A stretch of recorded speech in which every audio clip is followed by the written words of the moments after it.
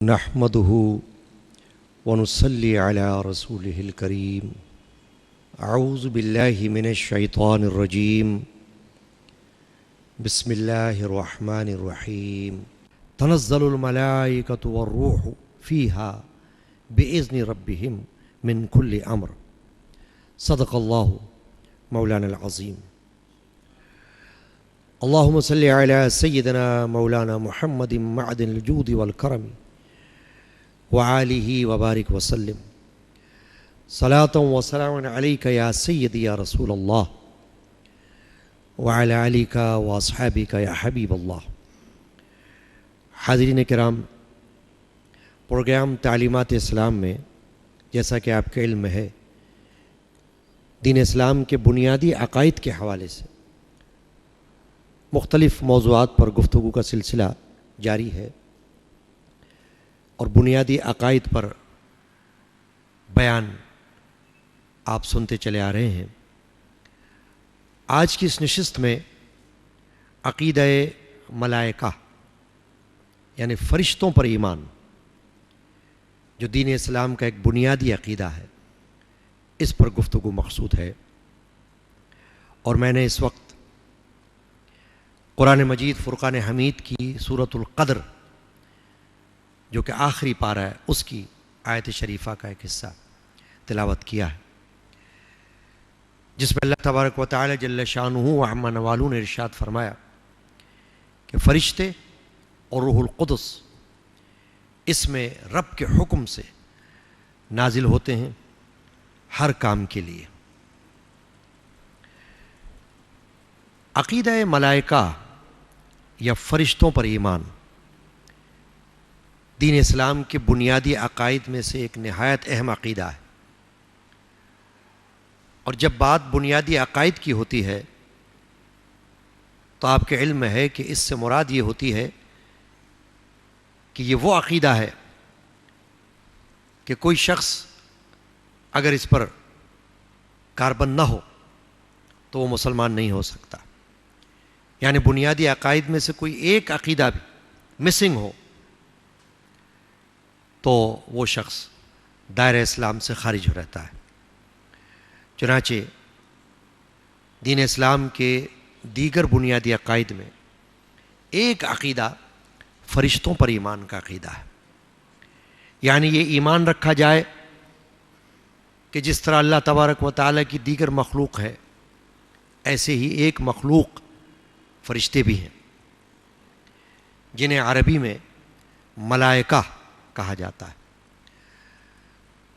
لفظ ملائکہ ملک کی جمع ہے، اور ملک کے معنی ہیں پیغام رساں، پیغام پہنچانے والا. رسول کے معنی بھی پیغام پہنچانے والا ہے. اسی لیے قرآن مجید میں نبی یا رسول کے علاوہ فرشتے کے لیے بھی اللہ تعالیٰ نے رسول کا لفظ استعمال فرمایا ہے. لیکن خصوصی طور پر رسول صرف نبی یا رسول ہی کو کہا جاتا ہے. فرشتے کو ملک یا اس کی جمع ملائکہ ہے، ایک سے زیادہ فرشتے. کیونکہ فرشتوں کی صحیح تعداد کا کوئی تعین نہیں کیا جا سکتا. قرآن مجید میں فرشتوں کا بار بار ذکر کیا گیا ہے، متعدد آیات شریفہ میں فرشتوں کا ذکر ملتا ہے، لیکن کہیں تعداد کا ذکر نہیں. اس لیے جب ہم ملائکہ کا لفظ استعمال کرتے ہیں تو یہ صیغہ جمع ہے، جس سے مراد بے شمار فرشتے ہو سکتے ہیں جن کی کوئی تعداد کا اندازہ نہیں لگایا جا سکتا. چونکہ فرشتے اللہ کی طرف سے، اللہ کے حکم سے اللہ کا پیغام اس کے بندوں تک پہنچاتے ہیں، اور اللہ کی طرف سے جو کام ان کے سپرد کیا گیا ہے وہ کام انجام دیتے ہیں. اس لیے ان کو ملک یعنی پیغام لانے والا، پیغام رساں کہا جاتا ہے. یہ جو فرشتے ہیں جنہیں فارسی زبان میں فرشتہ کہا جاتا ہے، فرستادہ سے یہ مفہوم اخذ کیا گیا ہے، جس کے معنی فارسی زبان میں پیغام لانے والا ہے، فرستادہ، اسی سے فرشتہ۔ فرشتے اللہ تعالیٰ کی دیگر مخلوق کی طرح ایک مخلوق ہیں، لیکن ان کو اللہ تبارک و تعالیٰ نے اپنے نور سے پیدا فرمایا، اس لیے فرشتوں کو نوری مخلوق یا نورانی مخلوق کہا جاتا ہے، اور ان کی ترکیب اللہ تعالیٰ نے نور سے بنائی، اور یہ مادی مخلوق نہیں کہ جس طرح کوئی اور چیزیں ہمیں نظر آتی ہیں اس طرح سے فرشتے ہمیں عام طور پر نظر نہیں آتے، لیکن ان کا وجود ہے، جیسے جنات، وہ بھی ایک مخلوق ہے، ان کا وجود ہے، ان پر ایمان ہے، حالانکہ جنات بھی عام طور پر ہمیں نظر نہیں آتے، یا اگر وہ کسی انسانی شکل میں نظر بھی آ جائیں تو ہر شخص کو یہ اندازہ نہیں ہو سکتا کہ یہ جن ہے یا انسان۔ ایسے ہی فرشتے مادی مخلوق نہیں، غیر مادی مخلوق ہیں، اس لیے عام طور پر انسانوں کو نظر نہیں آتے، لیکن بہت ساری چیزیں اللہ تعالیٰ کی ایسی پیدا کردہ ہیں جو انسان کو نظر نہیں آتی، مگر ان پر ہمارا ایمان۔ بعض اوقات کچھ فلسفی ذہن رکھنے والے افراد یہ کہتے ہیں کہ عقل میں یہ بات نہیں آتی کہ جو چیز ہمیں نظر نہیں آتی وہ وجود بھی رکھتی ہے۔ تو یاد رکھنا چاہیے کہ ہر وہ چیز جو نظر نہ آئے اس کے معنی یہ نہیں ہے کہ اس کا وجود نہیں ہے۔ سائنس نے بھی اس بات کو تسلیم کیا ہے کہ بہت سی چیزیں ایسی ہیں جو ہمیں نظر نہیں آتی مگر وہ ایگزسٹ کرتی ہیں، ان کا وجود ہے، ماننا پڑتا ہے۔ یہ اسی طرح ہے جیسے آپ سے یہ کہا جائے کہ فلاں خطے میں یا فلاں جگہ کوئی ملک ہے، اور آپ یہ کہیں کہ میں نے تو ملک دیکھا نہیں، تو اس کا مطلب یہ نہیں لیا جا سکتا کہ وہ ملک وجود نہیں رکھتا۔ آپ اس ملک میں نہیں گئے، آپ اس جگہ نہیں گئے، تو اس کا مطلب یہ نہیں لیا جا سکتا کہ وہ جگہ ہے ہی نہیں، اس جگہ کا کوئی وجود ہی نہیں ہے، وہ جگہ اپنی جگہ ہے۔ یہ الگ بات ہے کہ آپ نے اسے نہیں دیکھا۔ اسی طرح فرشتے ایک وجود رکھتے ہیں، ہوا اپنا وجود رکھتی ہے مگر ہمیں نظر نہیں آتی۔ پھر جو لوگ عقل کی بنا پر یہ کہتے ہیں کہ عقل میں یہ بات نہیں آتی کہ جو چیز نظر نہیں آتی وہ ہے بھی یا نہیں، تو خود عقل بھی نظر نہیں آتی۔ جو لوگ عقل کی بنا پر یہ کہیں کہ عقل یہ کہتی ہے کہ جو چیز نظر نہیں آ رہی اس کا وجود نہیں ہو سکتا، جو چیز نظر آتی ہے وہی وجود رکھتی ہے، تو ان سے یہ سوال کیا جائے گا کہ خود آپ کی عقل آپ کو نظر آتی ہے؟ عقل نظر نہیں آتی، لیکن آپ اس پر ایمان رکھتے ہیں۔ اگر کسی کو بے عقل کہا جائے تو ناراض ہو جائے گا کہ تم نے ہمیں بے عقل کہا، ہم تو عقل رکھتے ہیں۔ تو سوال یہ پیدا ہوتا ہے کہ عقل بھی تو نظر نہیں آتی۔ اسی طرح ہوا نظر نہیں آتی لیکن اپنا وجود رکھتی ہے، سائنس بھی اس بات کو تسلیم کرتی ہے۔ تو فرشتے اللہ تعالیٰ کی ایسی مخلوق ہیں جو اگرچہ عام طور پر نظر نہیں آتے لیکن اپنا وجود رکھتے ہیں، اور ان کا وجود قرآن سے ثابت ہے، ان کا وجود حدیث سے ثابت ہے۔ آیات شریفہ اس بات کو واضح کرتی ہیں کہ فرشتے ہیں۔ اللہ تعالیٰ نے مختلف کام فرشتوں کو سپرد فرمائے، اور احادیث شریفہ سے بھی یہ بات پتہ چلتی ہے کہ فرشتے اللہ کے حکم کے مطابق کام کرتے ہیں اور اپنی مرضی سے کچھ نہیں کر سکتے۔ چنانچہ فرشتوں پر ایمان دین اسلام کا بنیادی عقیدہ ہے۔ اگر اس عقیدے پر کسی کا ایمان نہ ہو، کوئی اس عقیدے کو نہ مانے، تو ایسا شخص مسلمان نہیں ہو سکتا۔ ماننا پڑے گا کہ فرشتے اپنا وجود رکھتے ہیں۔ اب یہ فرشتے جن کو ہم کہتے ہیں کہ وجود رکھتے ہیں لیکن مادی مخلوق نہیں، لیکن قرآن مجید سے، احادیث شریفہ سے یہ ثابت ہوتا ہے کہ فرشتے انسانی شکل میں بھی نظر آ سکتے ہیں، اور نظر آئے۔ انبیاء کرام کے پاس اللہ تعالیٰ نے فرشتوں کو بھیجا۔ حضرت عیسیٰ علیہ السلام کی والدہ ماجدہ حضرت مریم سلام اللہ علیہا کے پاس حضرت جبریل علیہ السلام انسانی شکل میں تشریف لائے اور بیٹا ہونے کی ان کو خوشخبری دی۔ حضرت ابراہیم علیہ السلام کے پاس فرشتے انسانی شکل میں تشریف لائے۔ تو فرشتوں کا انسانی شکل میں آنا یہ بھی ثابت ہے، لیکن اصل میں فرشتے انسانی شکل میں نہیں ہوتے، بلکہ ان کی اپنی ایک ساخت ہے، اور قرآن مجید میں اس کا ذکر کیا گیا ہے کہ ان کے پرندوں کی طرح پر ہیں، 2 3 3 4 4 اور بہت بڑے بڑے پر ہیں۔ سرکار دو عالم مغفر بن آدم صلی اللہ علیہ وآلہ وسلم نے فرشتوں کو اپنی اصل شکل میں بھی دیکھا ہے اور انسانی شکل میں بھی دیکھا ہے۔ حضرت جبرائیل علیہ السلام جو فرشتوں میں سب سے بڑا فرشتہ ہے، جن کو اعظم فرشتہ کہا جاتا ہے، انہیں سرکار دو عالم صلی اللہ علیہ وسلم نے اپنی اصل حالت میں بھی دیکھا اور انسانی شکل میں بھی ملاحظہ فرمایا۔ حدیث شریفہ بھی اس پر گواہ ہے کہ ایک مرتبہ حضرت جبریل علیہ السلام انسانی شکل میں تشریف لائے اور حضور اکرم علیہ الصلوۃ والسلام کے سامنے آ کر بیٹھ گئے، اور حضور علیہ الصلوۃ والسلام سے اسلام اور ایمان اور احسان کے متعلق سوالات فرمائے۔ سرکار دو عالم صلی اللہ علیہ وسلم نے انہیں جوابات عطا فرمائے۔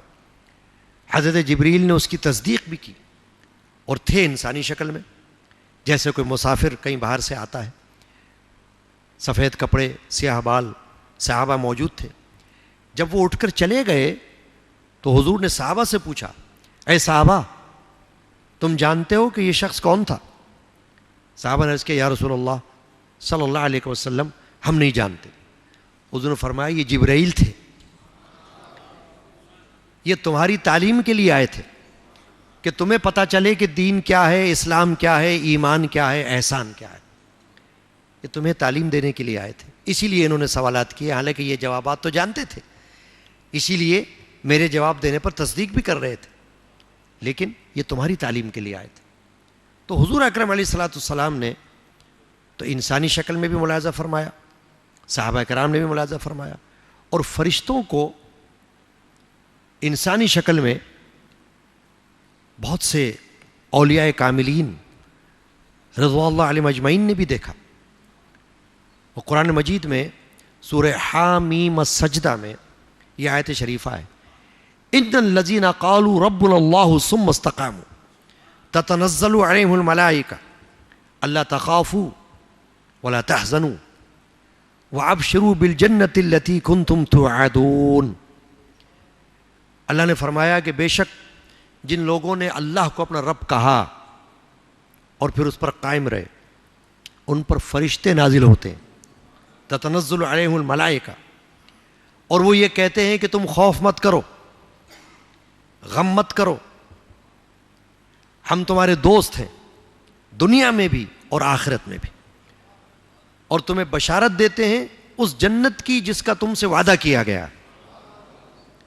تو یہ فرشتوں کا آنا یہ نیکوں کے پاس ہوتا ہے، نیک بندوں کے پاس فرشتے آتے ہیں، اور اللہ تبارک و تعالیٰ نے ان کو اس طرح سے تخلیق فرمایا ہے کہ یہ نور سے تخلیق کیے گئے ہیں، مگر اللہ تعالیٰ نے ان کو انسانوں کی طرح کھانے پینے کی حاجت نہیں رکھی، بے نیاز کیا ہے۔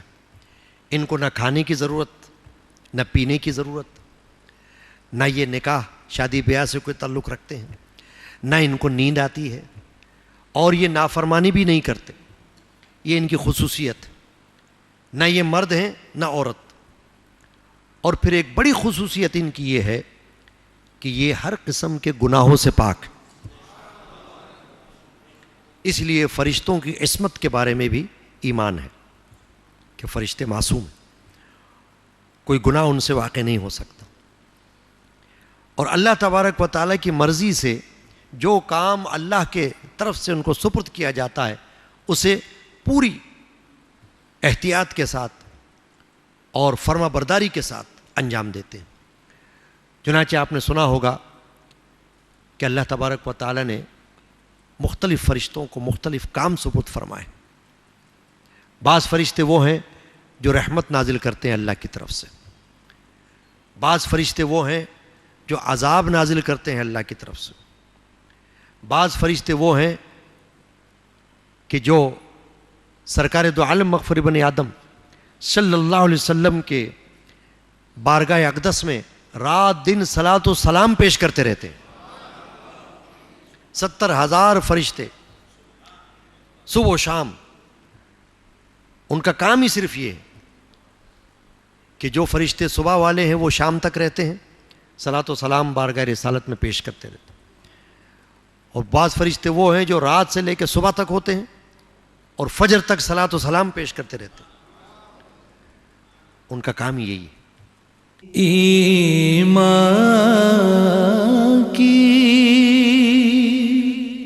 روشنی کے لیے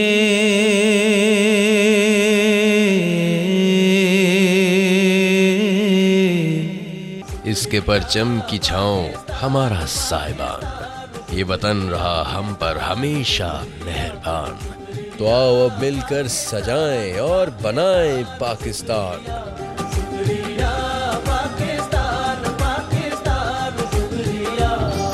شکریہ پاکستان۔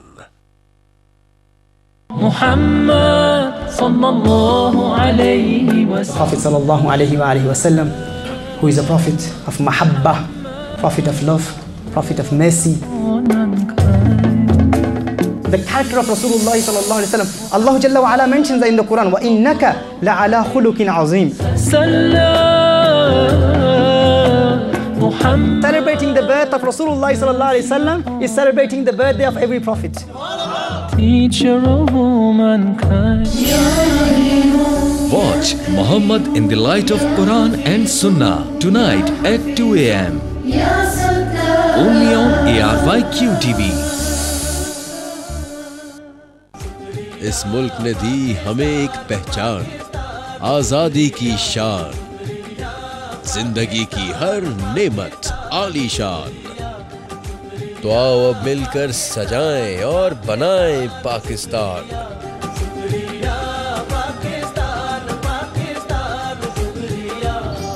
شکریہ پاکستان۔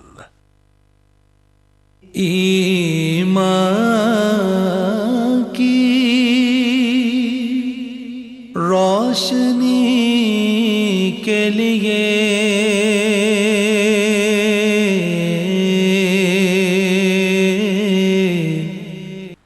پھر فرشتوں میں سے وہ فرشتے جن کے بارے میں آپ نے سنا ہوگا کرامن کاتبین، جو انسان کے کاندھوں پر ہوتے ہیں، سیدھے ہاتھ پر ہوتے ہیں، الٹے ہاتھ پر ہوتے ہیں، اور انسان کے اعمال کو، کاموں کو محفوظ کرتے رہتے ہیں۔ یہی اعمال نامہ روز قیامت انسان کے سامنے پیش کیا جائے گا۔ پھر دو فرشتے وہ بھی ہیں جن کو منکر نکیر کہا جاتا ہے، جو ہر انسان کے، وہ کافر ہو یا مسلمان، مرنے کے بعد اس کے پاس حاضر ہو جاتے ہیں اور اس سے سوالات کرتے ہیں کہ تیرا دین کیا ہے، تیرا رب کیا ہے، کون ہے، اور حضور اکرم علیہ الصلوۃ والسلام کے بارے میں تو کیا کہتا ہے۔ وہ منکر نکیر ہیں جو قبر میں آتے ہیں، مرنے کے بعد آتے ہیں۔ اسی طرح مختلف فرشتے ہیں۔ اب 4 مشہور فرشتے جن کا نام اور جن کے کام بچہ بچہ بھی جانتا ہے، حضرت جبرائیل علیہ السلام، جن کا کام یہ ہے کہ وہ انبیاء کرام علیہ السلام پر وحی اللہ کی طرف سے لے کر آتے ہیں، اور حضرت میکائیل علیہ السلام جن کا کام یہ ہے کہ وہ اللہ کے حکم سے بارش کے اور ہوا کے نظام پر مقرر ہیں۔ بارش برستی ہے، ہوا چلتی ہے، اور رزق لوگوں میں جو تقسیم کیا جاتا ہے اس کی خدمت پر حضرت میکائیل علیہ السلام مامور ہے۔ پھر ایک اور مشہور فرشتہ جس کو حضرت اسرائیل علیہ السلام کہا جاتا ہے، جن کا کام یہ ہے کہ وہ جاندار کی جان کو قبض کرتے ہیں۔ اب ان کے ساتھ کوئی اور بھی فرشتے معاونت میں ہوں تو یہ بھی تصور ہے، ورنہ وہ اکیلے ہی اس کام کو انجام دیتے ہیں۔ ان کا کام صرف یہ ہے کہ جس جاندار کا وقت آ پہنچا دنیا سے رخصت ہونے کا، ان کا کام یہ ہے کہ وہ اس کی روح کو قبض کر لیتے ہیں۔ ایک فرشتہ حضرت اسرافیل علیہ السلام، 4 مشہور فرشتوں میں سے، ان کا کام یہ ہے کہ قرب قیامت میں سور پھونکیں گے۔ پہلی دفعہ جب سور پھونکیں گے تو ساری خلقت فنا ہو جائے گی، پھر 40 سال کے بعد دوسرا سور پھونکا جائے گا، تو جتنے لوگ دنیا سے رخصت ہو چکے وہ دوبارہ زندہ ہو جائیں گے اور قیامت واقع ہو جائے گی۔ ان کا کام صرف یہی ہے۔ تو فرشتے، یہ تو 4 مشہور فرشتے ہیں نا، لیکن جیسا کہ میں نے عرض کیا کہ بے شمار فرشتے ہیں جن سے اللہ تبارک و تعالی مختلف کاموں کو جن کے سپرد کیا ہے اور وہ مختلف کام انجام دیتے ہیں، مگر ہر کام اللہ کی مرضی سے ہوتا ہے۔ دنیا میں اسلام کے سوا اور بھی ایسے مذاہب ہیں جن میں کہیں نہ کہیں فرشتوں کا تصور پایا جاتا ہے، لیکن جو خالص تصور فرشتوں کا دین اسلام میں ہے وہ کہیں اور نہیں۔ وجہ اس کی یہ ہے کہ فرشتوں کو بعض اقوام نے معاذ اللہ خدا کی بیٹیاں تصور کر لیا، کہیں دیویاں تصور کر لیا، دیوتا تصور کر لیے، لیکن فرشتے اصل میں اللہ کی ایک مخلوق ہے۔ جیسے انسان ایک مخلوق ہے، جیسے جنات ایک مخلوق ہے، ایسے فرشتے بھی اللہ کی نوری مخلوق ہے، اور وہ کوئی کام اللہ کی مرضی کے بغیر نہیں کر سکتے۔ یہی وجہ ہے کہ اللہ تبارک و تعالیٰ کی عبادت اور بندگی ان کا خاصہ ہے، اور دن رات ایسے فرشتے بھی ہیں جو عرش اعظم کے گرد گھومتے رہتے ہیں اور اللہ تعالیٰ کی تسبیح اور اللہ تعالیٰ کی پاکی بیان کرتے رہتے ہیں۔ قرآن مجید میں ہمیں یہ ذکر بھی ملتا ہے کہ غزوہ بدر کے موقع پر اللہ تبارک و تعالیٰ نے فرشتوں کو میدان جنگ میں بھیجا اور انہوں نے مجاہدین اسلام کی مدد فرمائی، اور باقاعدہ جس طرح مجاہدین اسلام کفار کے ساتھ جنگ کر رہے تھے، فرشتوں نے ان کے ساتھ جنگ کی۔ وہ نظر نہیں آ رہے تھے لیکن آوازیں آتی تھی جنگ کی، لڑائی کی، تلواروں کی، گھوڑوں کے ٹاپوں کی۔ اور حضرت جبریل علیہ السلام، حدیث پاک میں آتا ہے، نبی کریم علیہ السلام نے فرمایا کہ خود حضرت جبریل علیہ السلام گھوڑے پر سوار تشریف لائے اور میدان بدر میں مجاہدین اسلام کی مدد فرمائی۔ اس سے یہ معلوم ہوا کہ اللہ تبارک و تعالی نے انسانوں کی مدد فرشتوں کے ذریعے بھی فرمائی اور اللہ کے حکم سے ہوئی۔ اور دیکھیے دنیا میں آپ کو پتہ ہے کہ کسی سلطنت میں، کسی حکومت میں کارندے ہوتے ہیں، کارکنان ہوتے ہیں جو مختلف کام انجام دیتے ہیں، مگر فرق یہ ہے کہ دنیا کے حاکم ان کے محتاج ہوتے ہیں، اگر وہ کام نہ کریں تو حکومت نہیں چل سکتی، لیکن اللہ تبارک و تعالیٰ کسی کا محتاج نہیں۔ اللہ تبارک و تعالیٰ کی قدرت ہے، قانون الہی ہے، دستور الہی ہے کہ اللہ تبارک و تعالیٰ نے یہ نظام پیدا فرما دیا ہے کہ فرشتوں کو پیدا فرما کر ان سے مختلف کام لیے اور وہ مختلف کام انجام دیتے ہیں۔ چند عقائد فرشتوں کے بارے میں آخر میں عرض کروں گا جن کو مد نظر رکھنا ضروری ہے، اور وہ یہ کہ کسی فرشتے کی شان میں ادنا سی گستاخی یہ کفر ہے، کیونکہ فرشتے اللہ تعالیٰ کی ایسی مخلوق ہیں کہ جو معصوم ہیں، ان کی شان میں کوئی توہین یا ان کی گستاخی کرنا، یا بعض اوقات جہالت کی بنا پر کبھی لوگوں کی زبان سے یہ بھی نکل جاتا ہے کہ وہ کسی دشمن کو دیکھ کر اپنے یہ کہتے ہیں کہ ملک الموت آ گیا۔ اس کے بارے میں بھی علماء نے فرمایا کہ اس طرح کہنا کہ ملک الموت آ گیا یا عزرائیل آ گیا، یہ کلمہ بھی کفر کے قریب ہے، کہ ایسا کلمہ بھی منہ سے نہ نکالا جائے، یعنی ان کے ساتھ اس کو تشبیہ نہ دی جائے۔ یہ ان کی شان میں گستاخی، اور فرشتوں کے وجود سے انکار یا یہ کہنا کہ فرشتہ صرف نیکی کی قوت کا نام ہے، یہ دونوں باتیں کفر کہلاتی ہیں، کیونکہ فرشتے باقاعدہ ایک مخلوق ہیں اور اللہ تعالیٰ کے حکم سے دنیا میں نظام قدرت کو قائم رکھتے ہیں۔ فرشتوں کو قدیم یا خالق ماننا یہ بھی کفر ہے، اس لیے کہ فرشتے حادث ہیں، قدیم نہیں، انہیں اللہ تعالیٰ نے پیدا فرمایا۔ یہ الگ بات ہے کہ فرشتے انسان سے بھی پہلے موجود تھے۔ یہی وجہ ہے کہ جب حضرت آدم علیہ السلام کو اللہ تعالیٰ نے پیدا فرمایا تو فرشتوں ہی کو یہ حکم دیا کہ اسجدوا لآدم، حضرت آدم کو سجدہ کرو۔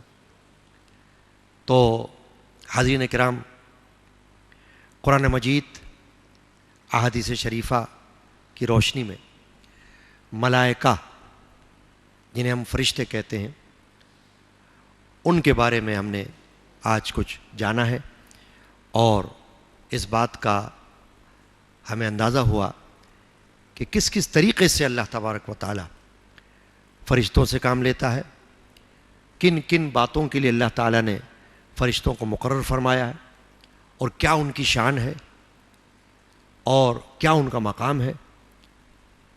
تو اب اس گفتگو کے اختتام پر اس موضوع سے متعلق یعنی عقیدہ ملائکہ جو کہ دین اسلام کا بنیادی عقیدہ ہے، اگر اس سے متعلق کوئی سوال آپ کے ذہن میں ہو تو آپ وہ سوال کر سکتے ہیں۔ ڈاکٹر صاحب، میرا سوال ہے، کیا فرشتے انسانوں کو بھی نظر آ سکتے ہیں؟ میں نے اپنی گفتگو میں شروع میں عرض کیا تھا کہ فرشتے مادی مخلوق تو نہیں ہیں، غیر مادی مخلوق ہیں، عام طور پر تو نظر نہیں آتی، لیکن جس طرح جنات ہیں وہ بھی عام طور پر نظر نہیں آتے، مگر اللہ تعالیٰ کے حکم سے جب چاہے وہ کسی شکل میں تبدیل ہو کر سامنے آ سکتے ہیں۔ اسی طرح فرشتے بھی عام طور پر عام انسانوں کو نظر نہیں آتے، لیکن جب اللہ کا حکم ہو تو جیسے کہ قرآن مجید کے حوالے سے میں نے عرض کیا کہ پیغمبروں کے سامنے فرشتے آئے، ولیوں کے سامنے فرشتے آ سکتے ہیں، صالحین امت جو اللہ تعالیٰ کے مقربین میں سے ہیں، اللہ کے حکم سے جب چاہیں وہ فرشتہ ان کے سامنے آ سکتا ہے، خوشخبری اللہ کی طرف سے انہیں سنا سکتا ہے، کوئی پیغام اللہ کا ان کو بتا سکتا ہے۔ تو فرشتے اپنی شکل بھی تبدیل کر سکتے ہیں، اور اللہ کے حکم سے جس کے سامنے اللہ کا حکم ہو جائے اس کے سامنے آ سکتے ہیں، اور وہ فرشتوں کو دیکھ سکتا ہے۔ بعض اوقات ایسے واقعات ہوئے ہیں بزرگان دین کے کہ عالم نزا میں ان کو فرشتے نظر آئے اور انہوں نے کچھ کہا تو پاس کھڑے ہوئے لوگوں نے ان سے پوچھا کہ حضرت آپ کس سے بات کر رہے ہیں؟ تو انہوں نے کہا کہ مجھے کوئی مخلوق نظر آ رہی ہے اور وہ مجھ کو کچھ کہہ رہی ہے اور میں ان کا جواب دے رہا ہوں۔ تو اس سے معلوم ہوا کہ فرشتے عالم نزا میں کسی کو نظر آ سکتے ہیں، دنیا میں کسی وقت کسی کو نظر آ سکتے ہیں، لیکن عام انسانوں کو جیسے کہ عام طور پر اس طرح سے نظر نہیں آتے، مخصوص مقامات پر اور مخصوص حالات میں اللہ کے حکم سے جب چاہے فرشتہ کسی کو نظر آ سکتا ہے اور کوئی پیغام بھی ان کو دے سکتا ہے۔ ڈاکٹر صاحب، آپ سے سوال میرا یہ ہے، کیا فرشتوں کا درجہ انسانوں سے بڑا ہو سکتا ہے؟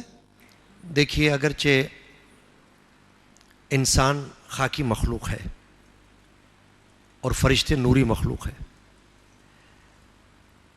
آپ کے علم میں ہوگا کہ ابلیس نے جب اللہ تعالیٰ کی طرف سے اس کو حکم ہوا کہ حضرت آدم کو سجدہ کرو، تو اس نے اسی وہم اور گمان کے حوالے سے یہ کہا کہ میں تو انسان سے بہتر ہوں، تو نے انہیں خاک سے پیدا کیا، مجھ کو آگ سے پیدا کیا۔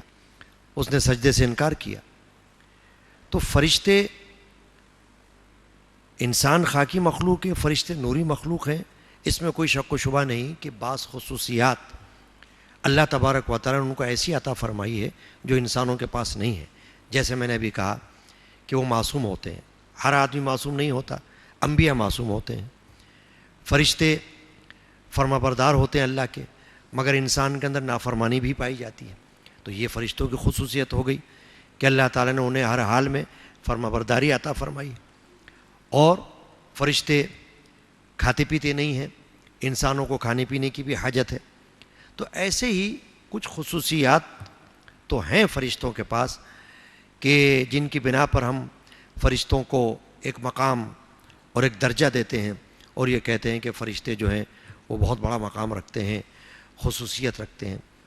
لیکن یہ بات بھی آپ نے سنی ہوگی کہ انسان کو اللہ تعالیٰ نے اشرف المخلوقات بنایا ہے، باوجود اس کے کہ وہ خاک سے پیدا کیا گیا. مگر آپ یہ دیکھیے کہ انسانوں ہی میں اللہ تعالیٰ نے نبیوں اور رسولوں کو بھیجا.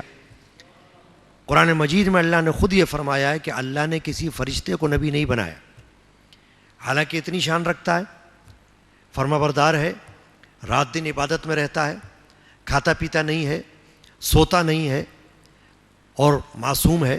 مگر اللہ تعالیٰ نے فرشتوں میں سے کسی کو نبی نہیں بنایا. جب بھی نبی بنایا انسانوں میں سے بنایا اور اشرف المخلوقات کا درجہ انسان کو عطا فرمایا.